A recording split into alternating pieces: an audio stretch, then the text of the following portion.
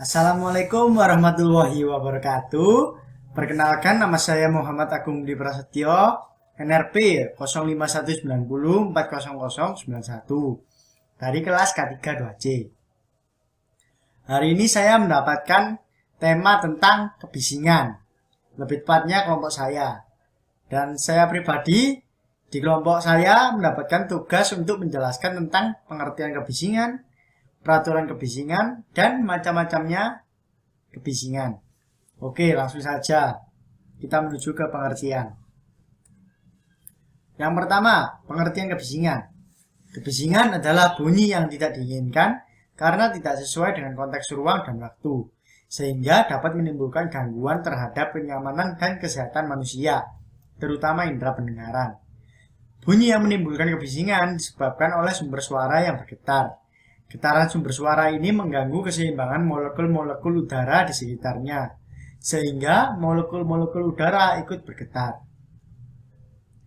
Getaran sumber ini menyebabkan terjadinya gelombang rambat energi mekanis dalam medium udara menurut pola rambat longitudinal. Rambatan gelombang di udara ini dikenal sebagai suara atau bunyi. Jadi, teman-teman pasti sudah tahu, sudah punya perspektif masing-masing tentang apa itu kebisingan. Dan saya akan menjelaskan kebisingan yang menurut saya pribadi kebisingan itu seperti apa. Dan tadi saya bacakan di PPT ini, itu adalah kebisingan menurut Sasongko dan kawan-kawan tahun 2000 dalam Fitri P dan kawan-kawan 2015. Nah, menurut saya pribadi, kebisingan adalah suatu bunyi atau suara yang sangat kita tidak inginkan atau yang tidak kita ingin dengarkan. Yang dimana kebisingan muncul ketika adanya suatu gelombang suara atau bunyi yang melebihi nilai ambang batas yang dapat kita dengar atau dapat kita terima. Yang dimana kebisingan ini sangat-sangat mengganggu, apalagi kebisingan atau bunyi dengan desibel yang sangat tinggi. Kebisingan atau bunyi yang kita dengar dengan desibel tinggi dapat menyebabkan kerusakan secara langsung, yaitu penurunan fungsi mendengar atau bahkan hal buruknya tidak bisa mendengarkan lagi atau tuli. Di industri-industri kerja, kebisingan kerap kali terjadi. Dan hal ini perlu diatasi untuk menjamin kesehatan serta keergonomisan para pekerja. Mungkin banyak dari pekerja yang menyepelekan tentang kebisingan. Namun, kebisingan merupakan suatu hal yang menurut saya pribadi tidak bisa disepelekan. Karena apa? Karena kebisingan sendiri dapat memberikan efek samping terhadap kesehatan tubuh kita, yaitu indera pendengaran kita. Namun dapat menurunkan fungsi pendengaran kita. Mungkin kebisingan dengan nilai ambang batas yang dapat didengar manusia tidak menyebabkan efek samping secara langsung. Namun, jika kita terpapar bunyi atau bising yang tepat berada di nilai ambang batas, itu pasti akan mendapatkan efek samping secara jangka panjang, yang dimana efek samping tersebut berhubungan dengan indera pendengaran kita. Itu merupakan perspektif kebisingan menurut saya pribadi.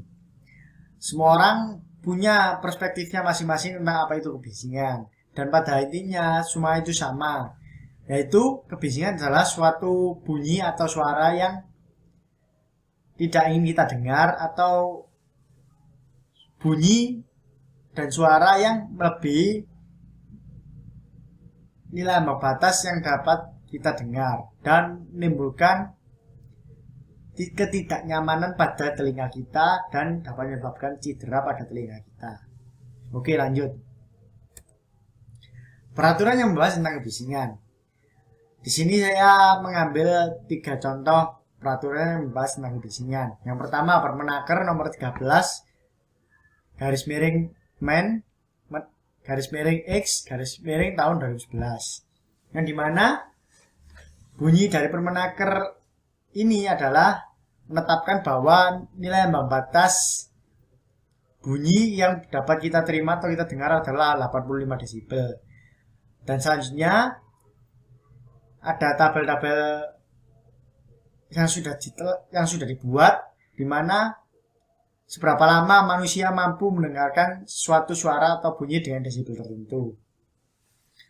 Setelah adanya Permenaker nomor 13 tahun 2011, yang kedua ada Permenaker nomor 5 tahun 2018, yang dimana isi Permenaker nomor 5 tahun 2018 juga mengambil tentang isi Permenaker nomor 13 tahun 2011. Intinya Permenaker nomor 5 tahun 2018 adalah pengembangan dari Permenaker nomor 13 tahun 2011, di mana ditambahkan standar-standar lagi atau cara-cara untuk menghitung nilai ambang batas secara kompleks dan juga menentukan macam-macam kebisingan tersebut. Dan yang terakhir, Peraturan Menteri Kesehatan nomor 70 tahun 2016. Peraturan Menteri Kesehatan ini satu-satunya peraturan non Permenaker, yang dimana dia di bawah naungan Menteri Kesehatan.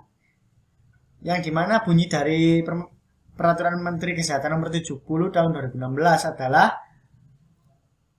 peraturan yang mengatur tentang kesehatan lingkungan kerja.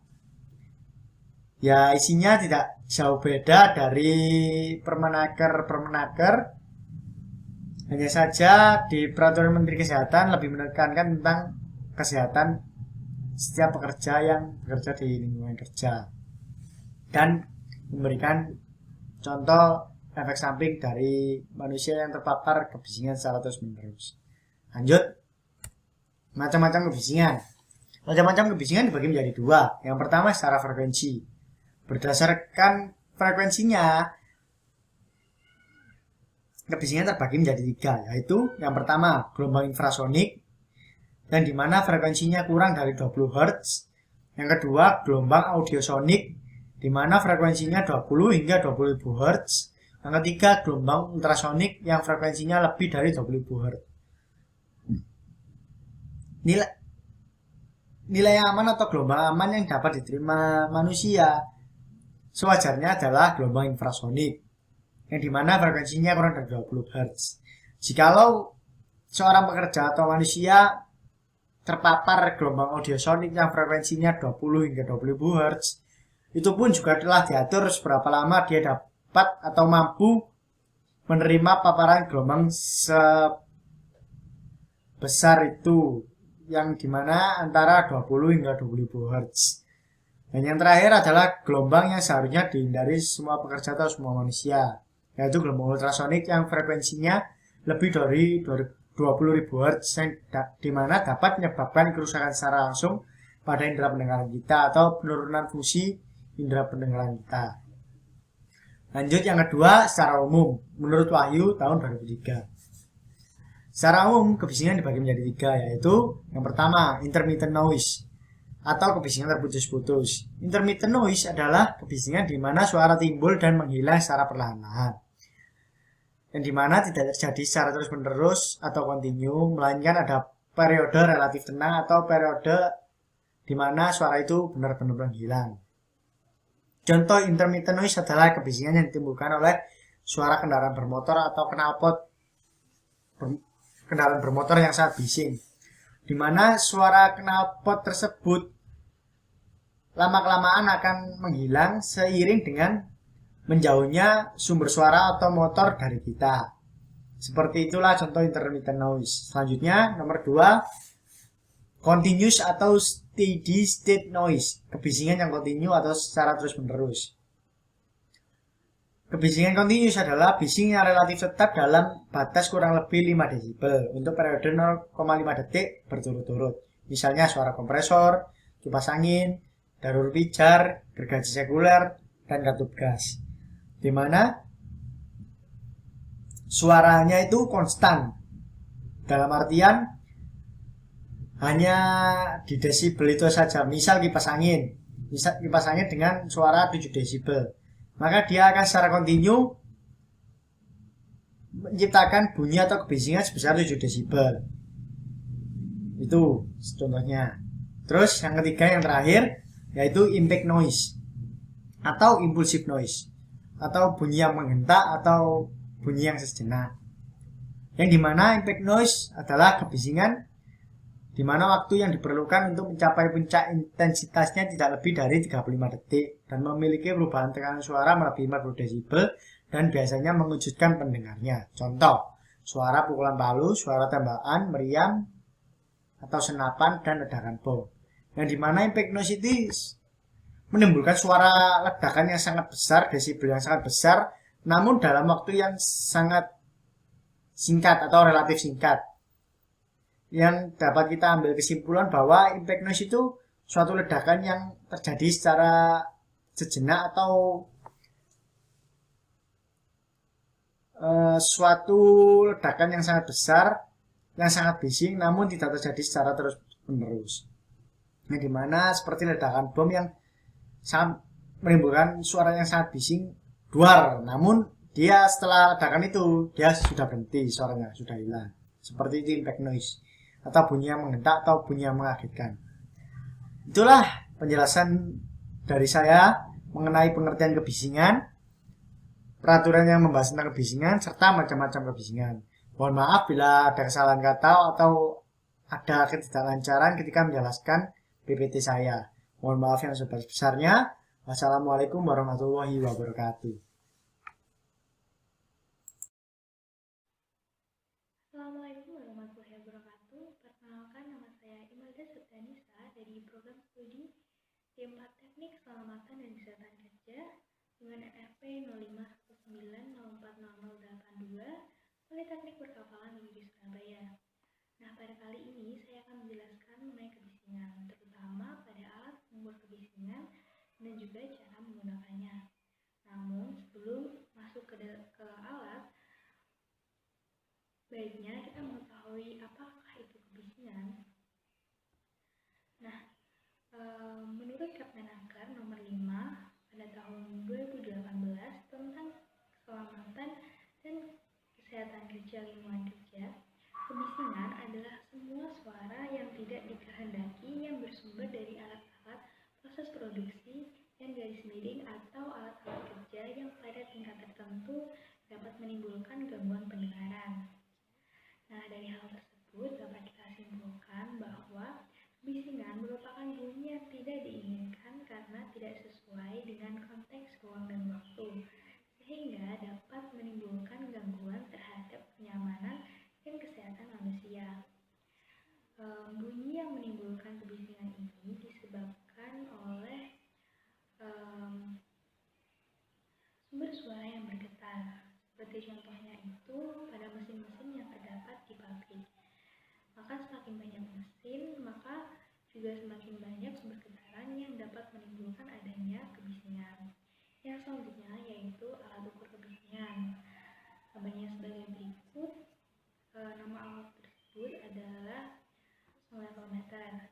Nah, untuk pengertiannya sendiri, sonatometer ini adalah alat mengukur tingkat kebisingan atau biasa disebut decibelmeter portable yang berfungsi untuk mengatur dan menguji tingkat kebisingan dalam suatu area atau lingkungan tempat bekerja. Untuk penggunaannya sendiri, sonatometer ini biasanya dipakai di lingkungan pabrik, seperti untuk menganalisa adanya kebisingan dari peralatan-peralatan di pabrik tersebut. Nah, contoh pabrik yang harus diukur kebisingannya yaitu pada pabrik pupuk. Pada pabrik pupuk kan terdapat banyak sekali alat-alat yang digunakan seperti kompresor, turbin, pompa drum, kondenser, dan lain sebagainya.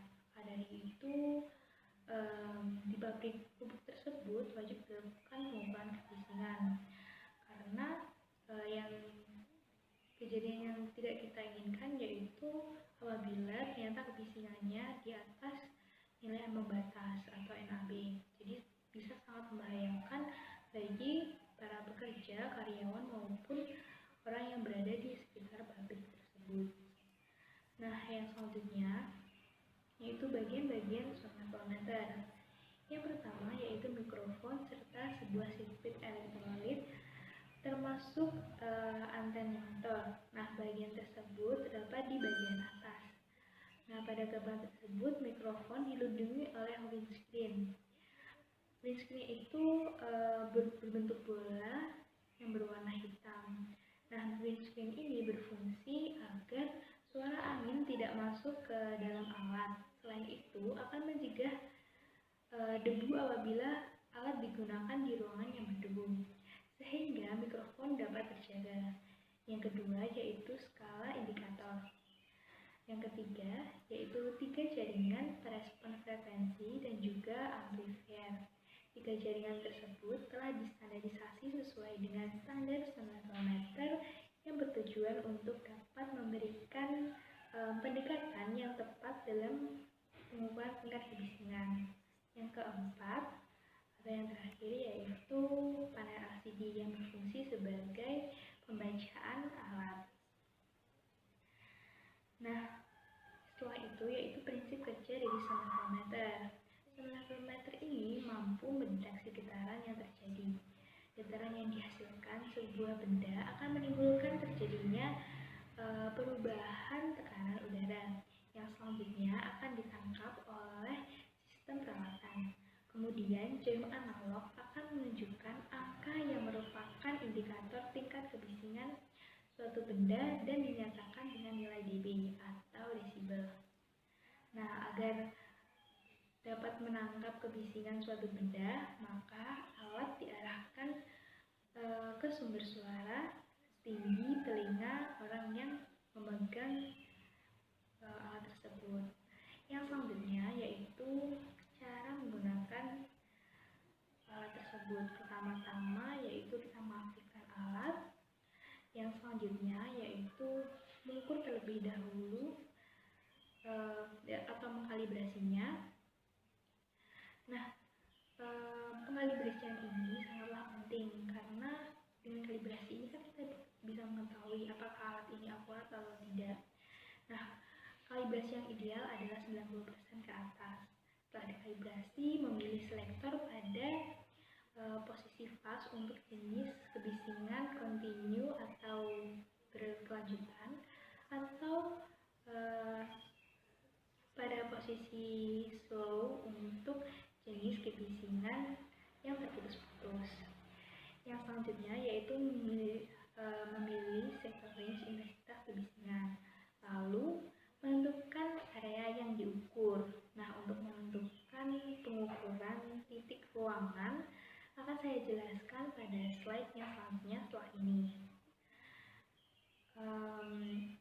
Lalu setelah itu, setiap area pengukuran dilakukan pengamatan selama 1-2 menit dengan kurang lebih 6 kali percobaan. Yang selanjutnya yaitu melihat hasil pengukuran yang berupa angka yang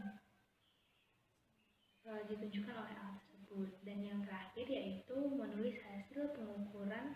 Untuk menulis hasil pengukuran ini sebaiknya dilakukan oleh 2 orang. Jadi yang satunya mengukur, yang satunya menghitung hasil dari pengukuran tersebut agar lebih memudahkan. Nah, untuk melakukan titik pengukuran itu caranya dengan melakukan pengukuran 1 sampai 1,5 meter dari ruangan tersebut. Nah, semakin kecil jarak pengukuran maka semakin baik dan akurat. Yang kedua yaitu mengukur jarak dari dinding sebesar 1,5 meter, lalu mengukur jarak dari pintu sebesar 2 meter dan mengukur jarak dari jendela sebesar 1,5 meter. Nah, gambar di atas ini merupakan contoh sketsa ruangan yang telah diberi titik untuk dilakukannya pengukuran.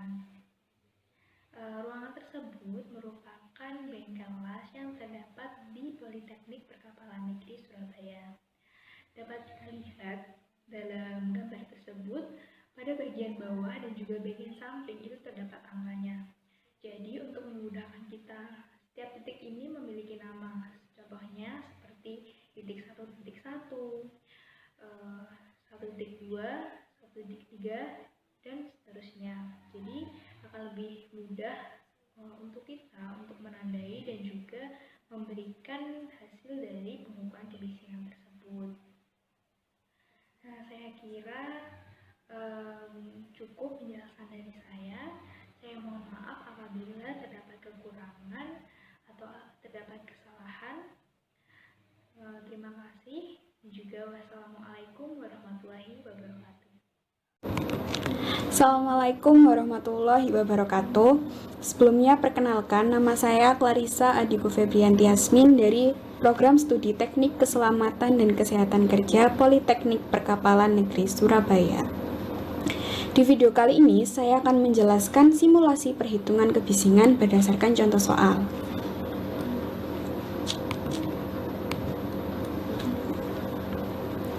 Di sini sudah saya lampirkan tabel, yaitu tabel perhitungan kebisingan kombinasi berdasarkan Permenaker nomor 5 tahun 2018.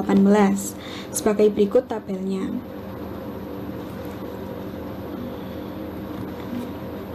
Contoh soal akan saya bacakan. Pada bengkel perkakas yang terdapat mesin bubut, mesin scrap, mesin freeze, dan mesin gerinda 1 dan 2 dilakukan pengukuran kebisingan dengan hasil sebagai berikut: 90 desibel, lalu 95 desibel, 80 desibel, 85 desibel, dan 82 desibel. Lalu tentukanlah nilai kebisingan kombinasinya dan penerapan langkah antisipasi, rekognisi, evaluasi, dan pengendaliannya. Untuk mengerjakan soal ini, didapatkan keterangan bahwa untuk menghitung, kita menggunakan standar Permenaker nomor 5 tahun 2018. Untuk mempermudah kita mengerjakan soal, saya akan menggunakan algoritma diketahui, ditanya, dan jawab. Untuk yang diketahui, seperti pada soal, yaitu kebisingan mesin bubut sebesar 90 desibel, kebisingan mesin scrap sebesar 95 desibel, mesin freeze 80 desibel, mesin gerinda 1 85 desibel, mesin gerinda 2 82 desibel. Yang ditanyakan adalah nilai kebisingan kombinasi dan penerapan langkah antisipasi, rekognisi, evaluasi, dan pengendaliannya.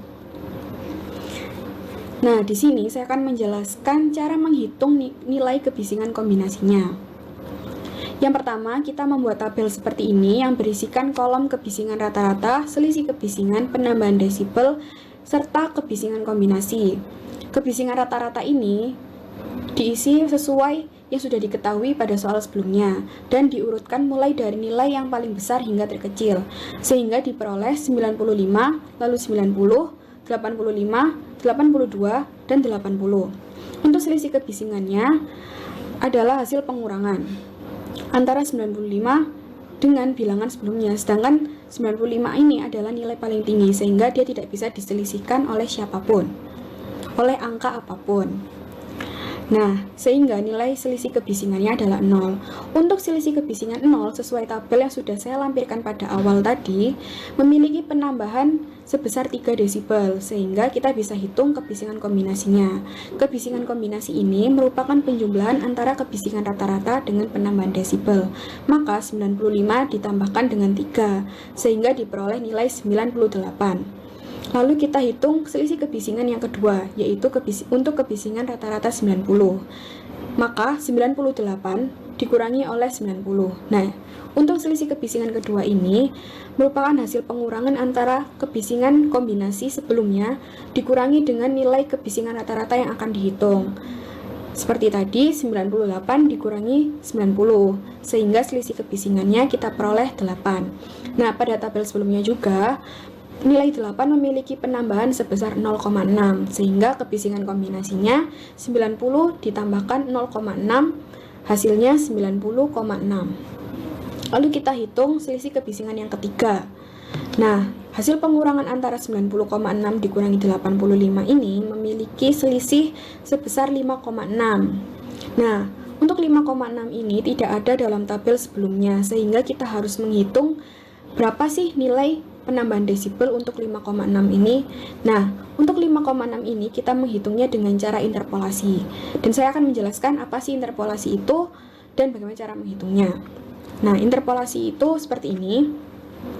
Jadi kita masukkan nilai yang kita tanyakan 5,6. Jadi 5,6 dikurangi 5 per 6 dikurangi 5. Di sini kita menggunakan nilai 5 dan 6 karena nilai 5,6 ini terletak di antara nilai 5 sampai dengan 6. Lalu sama dengan X min 1,2 per 1 minus 1,2. Nah, 1,2 dan 1 ini nilai apa sih? Nah, 1,2 dan nilai 1 ini merupakan penambahan desibel untuk nilai 5 dan 6. 1,2 merupakan penambahan nilai dari selisih kebisingan 5, sedangkan nilai 1 adalah penambahan dari kebisingan 6 desibel. Sehingga perhitungannya seperti itu. Nah, selanjutnya kita hitung. Diperoleh 0,6 per 1 sama dengan X dikurangi 1,2 per minus 0,2. Nah, ini otomatis minus 0,2 nya naik, pindah ruas, berarti 0,6 dikalikan dengan minus 0,2 sehingga diperoleh minus 0,12 sama dengan X minus 1,2. Diperoleh X sama dengan 1,08. Berarti untuk selisih kebisingan 5,6 memiliki penambahan sebesar 1,8. Lalu kita masukkan 1,8 ini pada tabel tadi. Nah, kita bisa hitung nilai kebisingan kombinasinya lagi. Maka 85 ditambahkan 1,08 memiliki hasil 86,08. Lalu kita lanjut untuk menghitung selisih kebisingan selanjutnya, yaitu untuk kebisingan rata-rata 82. Maka 86,08 dikurangi 82 memiliki selisih 4,08. Sama dengan 5,6, 4,08 ini tidak ada dalam tabel yang sudah saya lampirkan di awal PPT tadi. Sehingga kita harus menghitung interpolasi lagi sebagai berikut. 4,08 dikurangi 4 per 5 dikurangi 4 sama dengan X min 1,4 per 1,2 dikurangi 1,4. Nah, perhitungannya sama seperti sebelumnya. Di sini kita menggunakan 5 dan 4 karena nilai 4,08 terletak di antara 4 sampai dengan 5. Lalu untuk sisi sebelah kanan itu merupakan penambahan desibel dari nilai 4 dan juga 5. Di sini untuk nilai X itu karena masih ditanyakan, karena nilai 4,08 kan masih ditanyakan, jadi kita misalkan sebagai X. Lalu kita lanjut, diperoleh hasil 0,08 per 1 sama dengan X dikurangi 1,4 per minus 0,2. 0,08 dikalikan minus 0,02 sehingga hasilnya minus 0,010 maksud saya minus 0,016 sama dengan X dikurangi 1,4 sehingga diperoleh nilai X 1,384. Jadi untuk nilai selisih kebisingan 4,08 memiliki penambahan sebesar 1,384. Lalu kita masukkan nilai X ini lagi ke tabel sehingga kita bisa menghitung kebisingan kombinasinya, yaitu sebesar 83,384. Lalu kita lanjut menghitung selisih kebisingan lagi yang terakhir, yaitu untuk kebisingan rata-rata 80. Maka 83,384 dikurangi 80 sehingga hasilnya 3,384. Lagi 3,384 ini tidak ada dalam tabel yang sudah saya lampirkan tadi, jadi kita harus menghitung interpolasinya lagi. Nah, interpolasinya sebagai berikut, yaitu 3,384 dikurangi 3 per 4 dikurangi 3 sama dengan X min 1,8 per 1,4 minus 1,8. Hasilnya 0,384 per 1 sama dengan X dikurangi 1,8 per minus 0,4. Nah, 0,384 ini dikalikan dengan minus 0,4 sehingga diperoleh nilai minus 0,1536 sama dengan X minus X dikurangi 1,8 sehingga diperoleh nilai X sebesar 1,6464. Jadi untuk nilai selisih kebisingan 3,384 memiliki penambahan sebesar 1,6464. Nah, kita masukkan lagi di tabelnya seperti ini. Lalu kita hitung kebisingan kombinasinya, yaitu sebesar 81,6464. Seperti itu. Nah, kesimpulannya dari tabel yang sudah kita jawab tadi yaitu kebisingan kombinasi yang tertinggi yaitu sebesar 98 desibel dan terendah sebesar 81,644 desibel.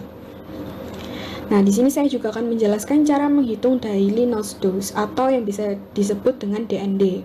Nah, untuk menghitung DND ini, pertama kita harus menghitung waktu paparan kebisingan. Caranya seperti ini. Yang diketahui adalah W. W itu adalah waktu kerja. Saya asumsikan selama 8 jam per hari. Lalu L adalah nilai kebisingan kombinasi yang tertinggi. Nah, pada tabel sebelumnya kita sudah dapat nilai kebisingan kombinasi tertinggi yaitu sebesar 98 desibel. Lalu yang ditanyakan adalah T. T adalah waktu paparan kebisingan. Rumusnya T adalah T sama dengan waktu kerja per 2 dalam kurung L minus 85 per 3. Lalu kita hitung seperti ini. Dan diperoleh hasil T sama dengan 1 jam. Nah, 1 jam ini maksudnya apa? 1 jam ini adalah untuk kebisingan sebesar 98 desibel memiliki waktu paparan maksimal selama 1 jam. Nah, jika lebih dari 1 jam, maka itu tidak aman dan bisa membahayakan. Lalu setelah itu kita bisa menghitung DND-nya atau daily nose dose-nya. Diketahui T sama dengan 1 jam dan C 5 jam. Ini saya asumsikan. Lalu nilai DND rumusnya adalah DND sama dengan C per T. Tinggal kita masukkan menjadi 5 per 1. 5 dibagi 1 hasilnya 5. Nah, jika nilai DND-nya ini lebih dari 1 maka tidak aman. Nah, untuk hasil yang sudah kita hitung diketahui bahwa DND-nya lebih dari 1 sehingga hal ini tidak termasuk tindakan yang aman. Jadi, nilai DND yang dihasilkan yaitu 5, seperti yang saya katakan sebelumnya, dan melebihi nilai 1, maka dinyatakan tidak aman karena tidak sesuai dengan standar yang berlaku pada Permenaker nomor 5 tahun 2018. Lalu, ini ada tabel NAB kebisingan sesuai dengan Permenaker nomor 5 tahun 2018. Di sini bisa kita lihat untuk kebisingan sebesar 98 desibel memiliki waktu paparan sebesar selama kurang lebih 30 menit. Nah, jika lebih dari itu nggak bisa karena termasuk tindakan yang tidak aman. Lalu penerapan antisipasi rekognisi, evaluasi, dan pengendalian apa saja sih yang perlu dilakukan?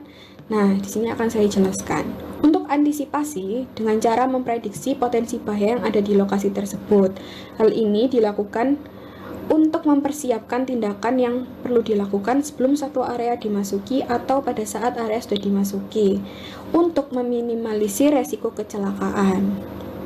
Lalu untuk rekognisi dengan cara melakukan analisis bahaya dengan menggunakan sebuah metode yang sistematis. Di dalam K3 kita mengenal beberapa metode analisis bahaya atau identifikasi bahaya seperti JSA atau Job Safety Analysis, lalu PHL Preliminary Hazard List, dan FTA Fault Tree Analysis. Nah, sebenarnya masih banyak lagi, cuman saya misalkan 3 ini. Nah, hal ini mengapa sih harus dilakukan? Karena agar kita bisa tahu bahaya apa sih yang akan terjadi, dan itu kita bisa mendata secara detail.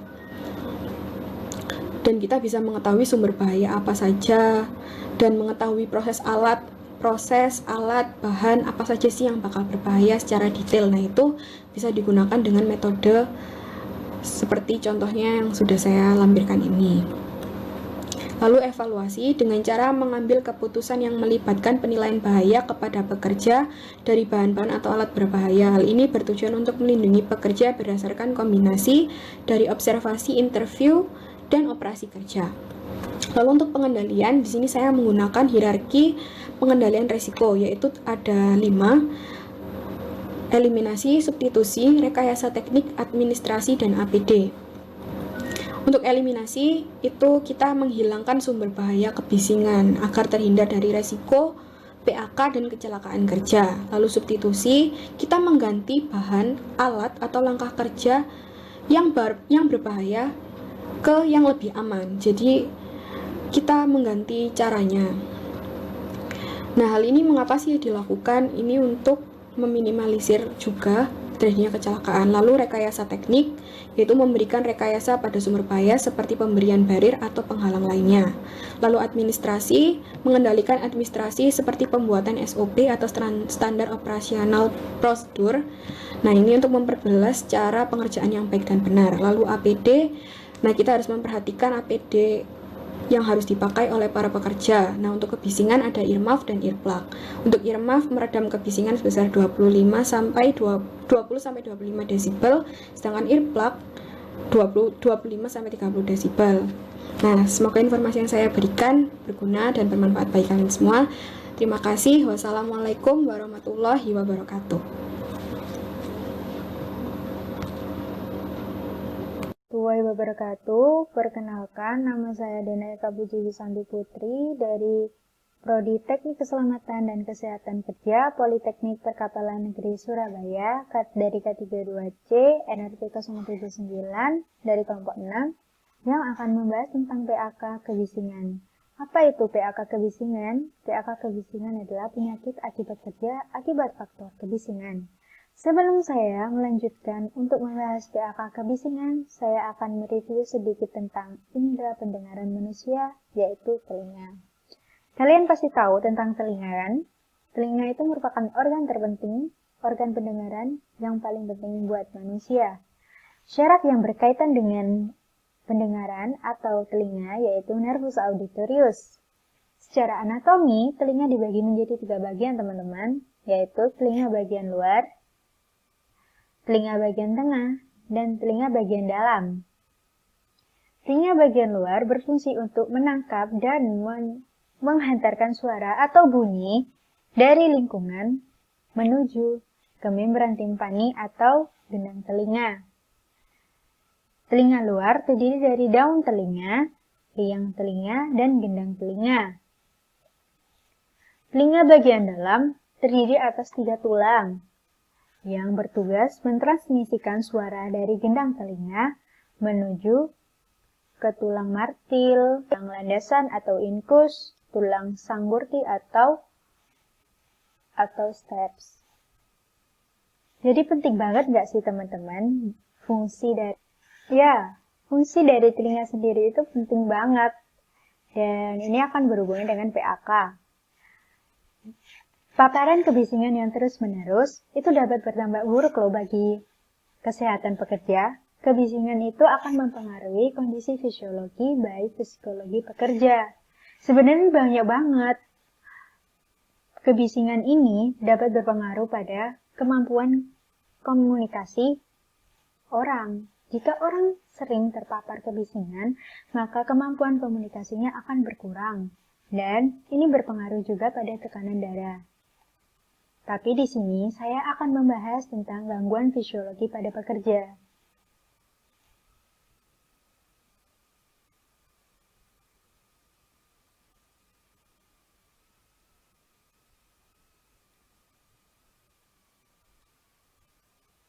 Gangguan fisiologi akibat kebisingan. Yang pertama yaitu trauma akustik. Kalian tahu nggak trauma akustik itu apa? Trauma akustik ini berhubungan dengan efek pemaparan tunggal atau pemaparan akibat ledakan impulsif. Kalian tahu nggak ledakan impulsif itu apa? Ledakan impulsif itu adalah kebisingan yang dengan suara hentakan yang keras dan terputus-putus kurang dari 1 detik. Contohnya yaitu suara senapan atau suara ledakan bom yang dapat menyebabkan gendang telinga atau membran timpani itu rusak. Trauma akustik adalah cedera pada telinga bagian dalam yang sering disebabkan oleh mendengar suara dengan desibel yang tinggi. Cedera ini itu dapat terjadi setelah Anda mendengar suara dengan suara yang keras atau suara dengan desibel rendah dalam waktu yang panjang.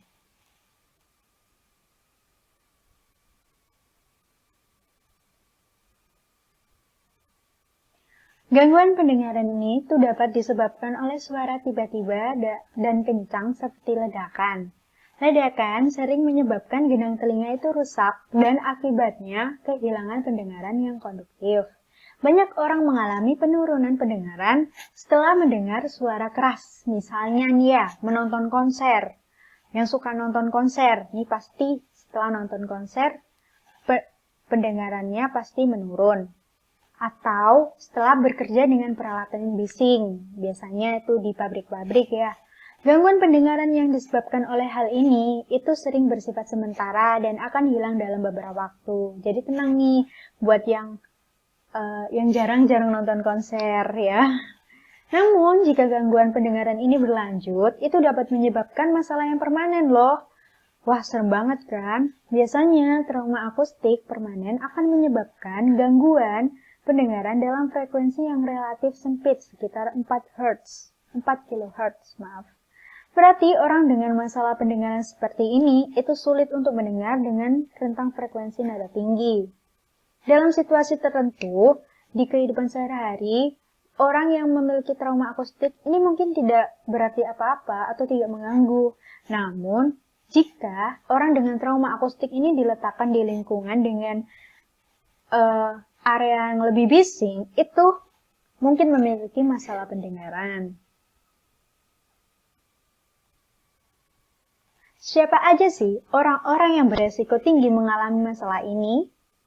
Yang pertama, orang yang bekerja menggunakan senjata api atau pekerjaan industri keras yang beroperasi untuk jangka waktu panjang. Seperti contoh bapak-bapak ini yang suka menggunakan senjata api. Ya, emang kerjanya menggunakan senjata api.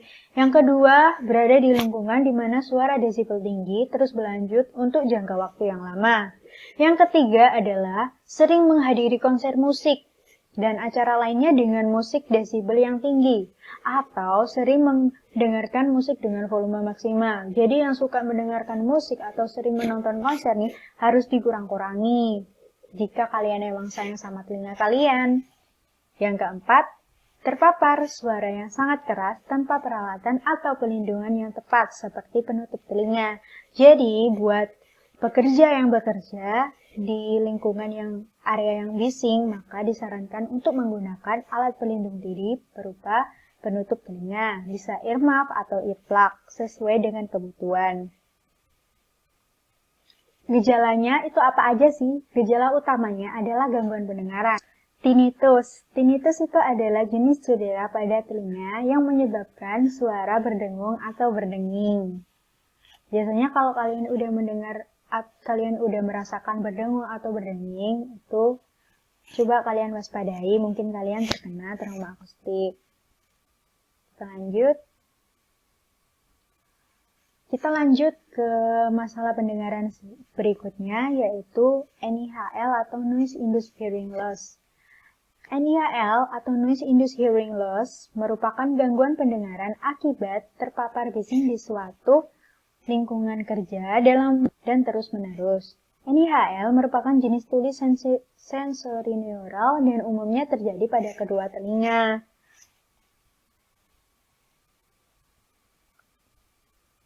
Klasifikasi dari NIHL itu apa aja sih? Yang pertama ada Noise Induced Temporary Threshold Shift, yang kedua ada Noise Induced Permanent Threshold Shift. Yang pertama, aku akan membahas tentang Noise Induced Temporary Threshold Shift, atau disingkat dengan NETTS, atau biasa dikenal dengan trauma akustik. Merupakan istilah dipakai untuk menyatakan ketulian akibat pajanan bising atau tuli mendadak akibat hebat, dentuman, tembak, atau trauma langsung ke telinga. Trauma ini menyebabkan kerusakan pada syaraf di telinga bagian dalam akibat pajanan akustik yang kuat dan tiba-tiba. Seseorang yang pertama kali terpapar suara bising akan mengalami berbagai gejala. Gejala awal adalah ambang pendengaran bertambah tinggi pada frekuensi tinggi. Pada gambar audiometri tampak sebagai notch yang curam pada frekuensi 4000 Hz, yang disebut juga acoustic notch.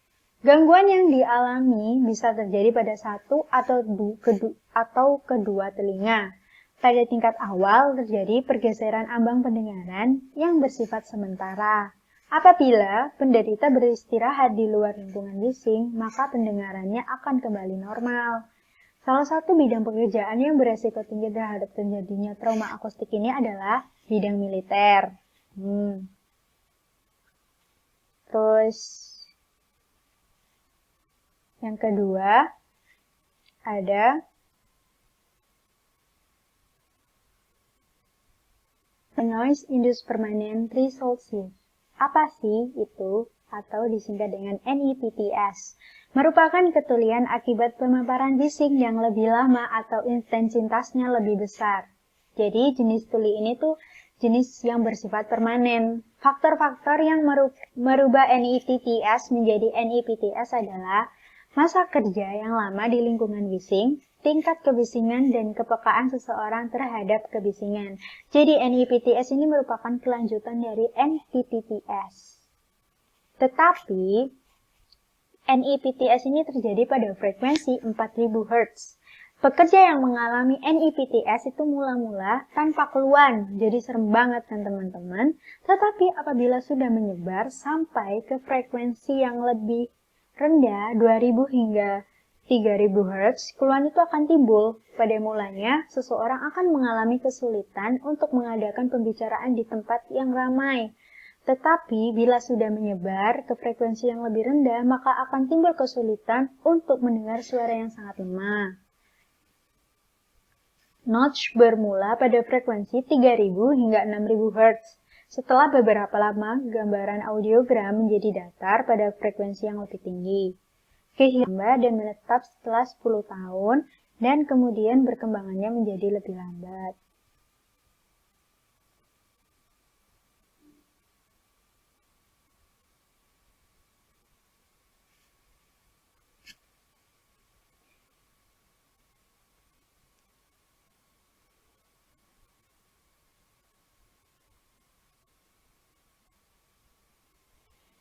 Selanjutnya ada kontrol kebisingan, yaitu ini menurut saya dan saya rangkum sendiri, yang memasang peredam suara pada mesin produksi bising. Ini di industri pekerjaan ya. Yang kedua, melakukan perlawatan berkala pada mesin atau alat produksi. Yang ketiga, pengoperasian jarak jauh dengan meletakkan panel room terpisah atau jauh dari bising dengan dinding kaca ganda. Yang keempat, ini menggunakan APD teman-teman.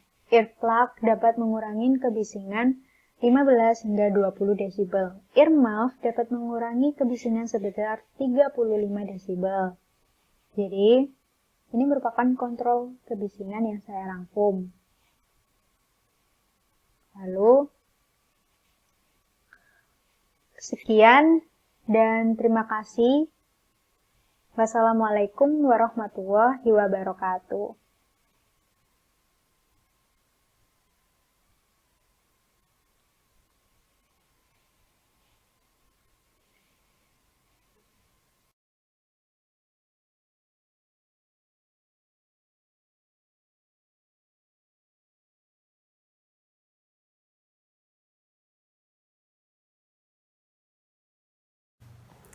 Assalamualaikum warahmatullahi wabarakatuh. Perkenalkan, saya Debbie Violga Nurdiatna, mahasiswi program studi D4 Teknik Keselamatan dan Kesehatan Kerja, Politeknik Perkapalan Negeri Surabaya. Di sini, saya adalah anggota dari kelompok 5 yang akan membahas tema tentang kebisingan. Dan saya sendiri akan membahas tentang penyakit akibat kerja dari kebisingan tersebut. Nah, buat teman-teman, sebelum saya melanjutkan pembahasan tentang penyakit akibat kerja lebih detail, di sini saya akan membahas sedikit tentang apa itu penyakit akibat kerja dan apa itu kebisingan. Pada slide pertama, di sini disebutkan penyakit akibat kerja itu adalah sebuah penyakit yang diderita atau dialami oleh pekerja saat melakukan pekerjaan. Baik itu penyebabnya adalah mesin kerja, kondisi pekerjaan, kondisi lingkungan, maupun sebagainya. Tetapi sebenarnya teman-teman, penyakit akibat kerja ini juga bisa disebabkan oleh individunya sendiri atau para pekerjanya sendiri. Karena jika atau apabila seorang itu bekerja dalam kondisi tidak sehat, maka itu bisa sangat menimbulkan penyakit akibat kerja dengan kondisi yang tidak sehat atau kurang fit, maka pekerjaan tidak akan berjalan secara lancar seperti hari-hari biasa. Seperti itu. Yang kedua adalah kebisingan. Jadi sebelumnya kita tuh harus tahu kebisingan itu apa sih sebenarnya gitu. Jadi kebisingan itu sebenarnya adalah suara yang tidak dikehendaki, teman-teman. Kenapa saya berkata seperti itu? Karena sebenarnya kebisingan bisa dikatakan kebisingan apabila satu orang saja itu sudah terganggu dengan suara atau bunyi yang dihasilkan oleh lingkungan sekitar. Jadi contohnya seperti saya, ketika saya seperti ini, kemudian ada bunyi dan saya merasa terganggu, sebenarnya itu sudah bisa disebut kebisingan.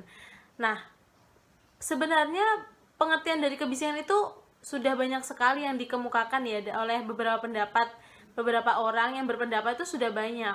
Akan tetapi di sini saya simpulkan bahwa kebisingan sendiri itu adalah suara yang tidak dikehendaki, yang mengganggu si pendengar sehingga menyebabkan gangguan pada pendengaran. Nah, selain itu teman-teman, sebenarnya kebisingan sendiri sudah ada pengertiannya pada Permenaker nomor 5 tahun 2018. Mungkin teman-teman bisa buka di internet atau baca di slide saya ini. Bahwasanya di situ dikatakan menurut peraturan Menteri Ketenagakerjaan Republik Indonesia nomor 5 tahun 2018 tentang keselamatan dan kesehatan kerja, bahwa kebisingan itu adalah semua suara yang tidak dikehendaki yang bersumber dari alat-alat produksi atau proses produksi serta alat kerja pada tingkat tertentu yang dapat menimbulkan gangguan pendengaran. Nah, sebenarnya pengertian pada Permenaker ini hampir sama dengan apa yang saya jelaskan pertama ya, yaitu suara yang tidak dikehendaki. Intinya seperti itu. Baik, yang selanjutnya adalah jenis kebisingan.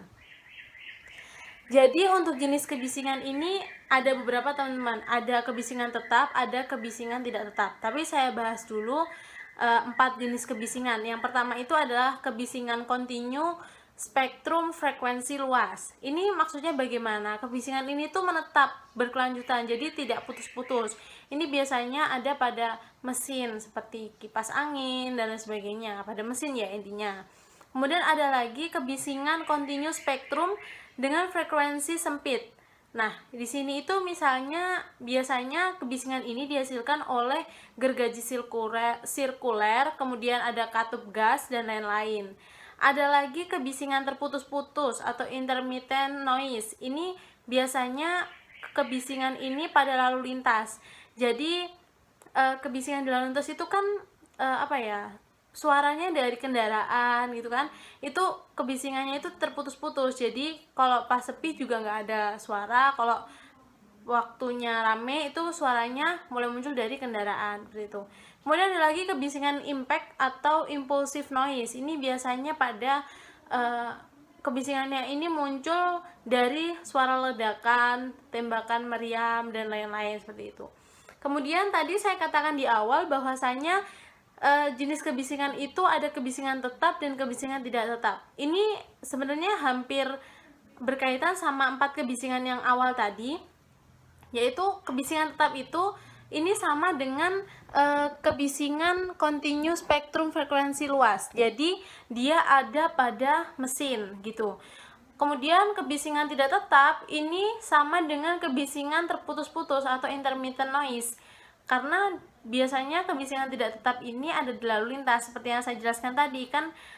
Kebisingannya itu ketika ada kendaraan atau pesawat yang lewat itu baru ada bunyi yang menimbulkan kebisingan ya. Tapi kalau tidak ada kan itu tidak jadi, makanya ini dikatakan kebisingan tidak tetap gitu.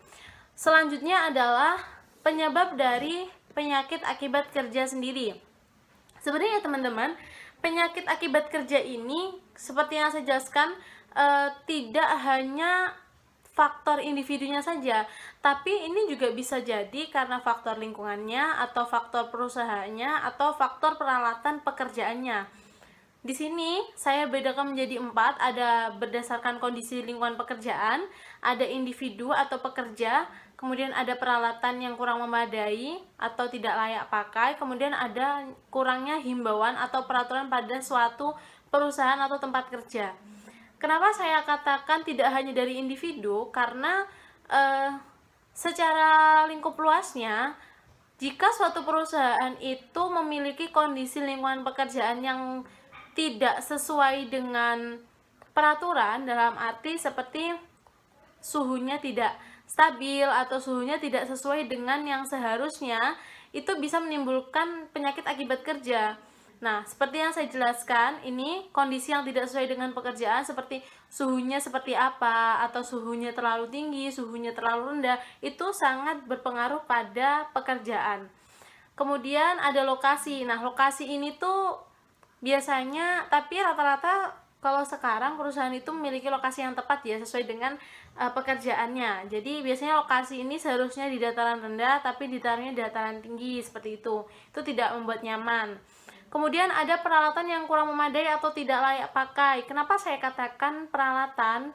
Karena biasanya kurangnya inspeksi. Jadi seharusnya kan adanya rutinitas untuk melakukan pengecekan pada peralatan pekerja, sehingga seorang pekerja itu juga nyaman dalam bekerja dan juga mengurangi atau meminimalisir adanya penyakit akibat kerja, seperti itu. Kemudian adanya kurangnya himbauan atau peraturan dari sebuah tempat kerja. Di sini biasanya kurangnya kayak awal bekerja itu tidak ada safety induction, kemudian tidak ada seminar atau rapat khusus untuk menambah pengetahuan para pekerja, seperti itu. Ini kurangnya ya.